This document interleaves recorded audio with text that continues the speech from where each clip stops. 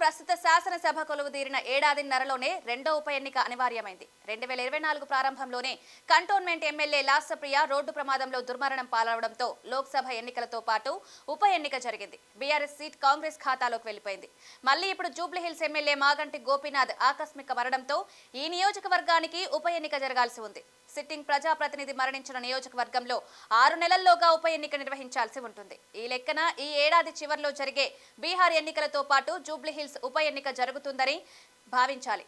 ఒకప్పటి ఖైరతాబాద్ నియోజకవర్గంలో భాగమైన జూబ్లీహిల్స్ ప్రాంతం పునర్విభజన అనంతరం 2009లో నియోజకవర్గంగా ఏర్పడింది. తొలుత ఎమ్మెల్యేగా దివంగత పి జనార్దన్ రెడ్డి కుమారుడు విష్ణువర్ధన్ రెడ్డి కాంగ్రెస్ తరపున గెలుపొందారు. అయితే 2014 నుంచి మాకండి గోపీనాథ్ హవా నడిచింది. 2018-23లో బీఆర్ఎస్ నుంచి ఆయన విజయం సాధించారు. వాస్తవానికి విష్ణు గత ఎన్నికల ముందు టికెట్ దక్కకపోవడంతో బీఆర్ఎస్ లోకి వెళ్లారు. అప్పుడు కాంగ్రెస్ అభ్యర్థిగా టీమిండియా మాజీ కెప్టెన్ మహ్మద్ అజారుద్దీన్ పోటీ చేసి మాగంటి చేతిలో పరాజయం పాలయ్యారు. 2014లో 3వ స్థానంలో నిలిచిన విష్ణు 2018లో 68,000కు పైగా ఓట్ల తేడాతో ఓడిపోయారు. 2023లో అజార్కు టికెట్ ఇస్తే ఆయన 80,000 ఓట్ల తేడాతో పరాజయం చూశారు. అవన్నీ వదిలేస్తే ఇప్పుడు ఉప ఎన్నిక వస్తే బీఆర్ఎస్ అభ్యర్థిగా విష్ణు నిలుపుతారా లేక మాగంటి కుటుంబ సభ్యులకు టికెట్ ఇస్తారా అనేది చూడాలి. కాంగ్రెస్ నుంచి అజహర్ మళ్లీ పోటీకి దిగుతారా అనేది కూడా ఆసక్తికరం.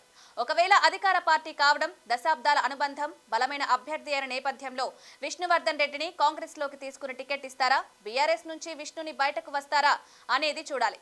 కాగా 2023 అసెంబ్లీ ఎన్నికల తర్వాత 2 ఉప ఎన్నికలు హైదరాబాద్ పరిధిలోనివే అవుతున్నాయి.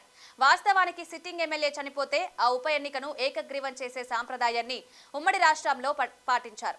ఇప్పుడు అది లేదు. ఎందుకంటే తెలంగాణలో కంటోన్మెంట్ బీఆర్ఎస్ ఎమ్మెల్యే దుర్మరణం పాలైన పోటీ జరిగింది. అంటే జూబ్లీహిల్స్ కు ఉప ఎన్నిక ఖాయం అనుకోవాలి.